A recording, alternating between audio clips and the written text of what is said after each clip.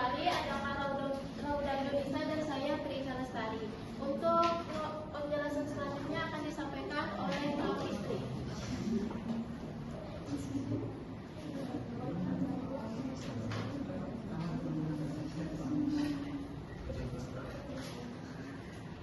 Menurut kami, kasus Bapak Hendra yang resign atau pensiun dini jadi PNS,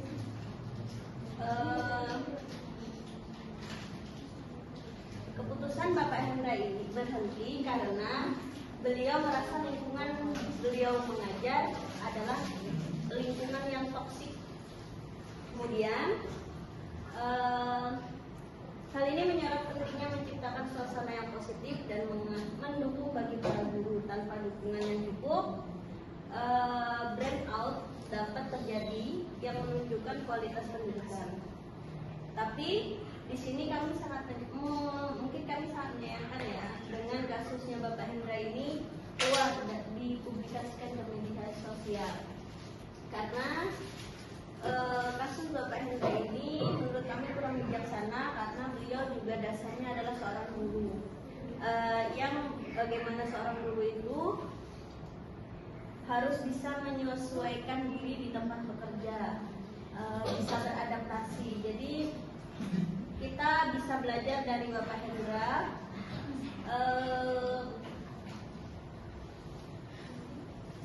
dengan memilih keputusan yang besar. Beliau memutuskan sesuatu untuk diri beliau, berhenti dari PNS yang menurut kita PNS adalah sesuatu yang luar biasa. Kami berharap juga kita sebagai calon guru bisa beradaptasi di mana lingkungan kerja kita. Next. Selanjutnya Mbah Guru atau Mbah Melan dari Purworejo ya. Beliau adalah contoh yang sangat berdedikasi karena meskipun beliau sudah pensiun dari dunia pendidikan, tapi beliau tetap mengajarkan sesuatu pendidikan di mana beliau berada. Beliau mengikuti teknologi dan mengajarkan ilmu yang beliau punya di teknologi, contohnya di TikTok. Mungkin itu saja dari saya. Selanjutnya teman saya Rauda Nisa.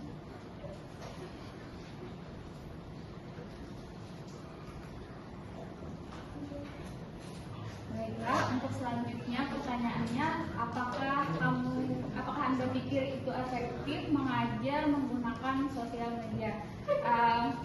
Menurut kami, sesuatu itu dapat dikatakan efektif kalau tujuan dibuatnya itu mencapai target. Jadi jika video pembelajaran dari media sosial tersebut mencapai target peserta didiknya, mungkin itu dikatakan efektif. Dan juga selama konten dari pembelajaran tersebut bermuatan positif dan dapat dipahami oleh peserta didiknya, maka itu mungkin akan jadi pembelajaran yang efektif.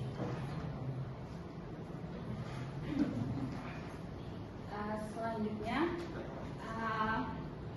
meskipun sosial media itu ada positif dan negatifnya juga. Yang pertama itu strength-nya atau keunggulannya, dapat diakses kapan saja. Media sosial ini karena zaman sekarang para peserta didik punya gadget rata-rata, jadi bisa mengakses itu kapan saja. Yang kedua itu memudahkan siswa, kemudian juga dapat membuat pembelajaran menjadi menyenangkan dan interaktif. Adapun kelemahannya dalam penggunaan sosial media untuk pembelajaran itu pertama mengalihkan fokus siswa. Jadi kalau misalkan dia kayak membuka konten bahas matematika, dia akan tergoda untuk men-scroll ke bawah dan sehingga akan memunculkan konten yang mungkin lebih menarik bagi dia seperti lagu atau tentang game dan lain sebagainya. Yang kedua dapat menyebabkan kesalahan informasi. Maksudnya di sini tuh bisa salah tangkap atau salah maksud. Yang ketiga, akses internet yang terbatas. Tapi maksudnya itu kalau peserta didiknya itu daerah yang terpencil, dia aksesnya akan terbatas. Selanjutnya, opportunitiesnya dari pembelajaran menggunakan sosial media. Yang pertama, itu bisa menjadikan inovasi dalam pembelajaran. Misalkan ada tugas kayak pembuatan penulisan teks, itu bisa hasilnya nanti diupload ke sosial media. Yang kedua, meningkatkan keterlibatan dan serta membangun hubungan atau komunitas pembelajaran. Jadi di sosial media itu mereka bisa saling bertukar informasi dengan peserta didik yang mungkin ada di institusi lain. Yang terakhir itu traits-nya atau yang pertama itu juga masalah konsentrasi, bisa teralihkan ke hal-hal yang lain. Yang kedua itu misinformasi, sama kalaunya sulit untuk bertanya itu bisa salah tangkap maksud dari konten tersebut. Yang ketiga itu ketergantungan dengan teknologi.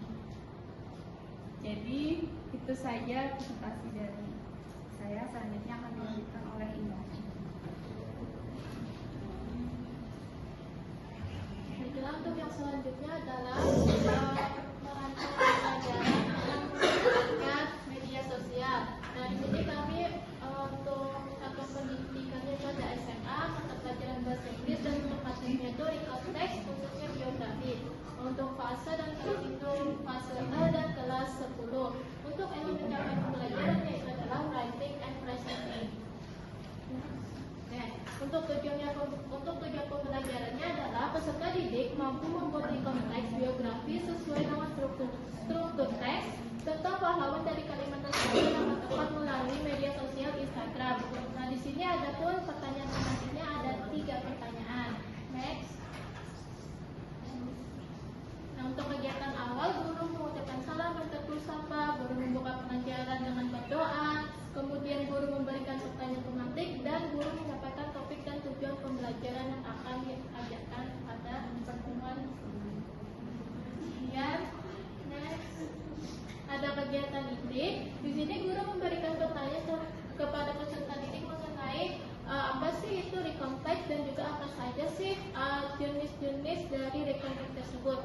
Kemudian guru menjelaskan mengenai teks recon dan strukturnya. Setelah menjelaskan, guru membagi kelompok peserta didik. Kemudian guru membentukkan produk akhir. Jadi produk akhirnya di sini adalah berupa infografis. Jadi nanti secara berkelompok itu membuat infografis menggunakan aplikasi Canva. Dan kemudian guru mengarahkan peserta didik untuk mencari informasi terkait pahlawan atau tokoh dari Kalimantan Selatan melalui buku ataupun internet.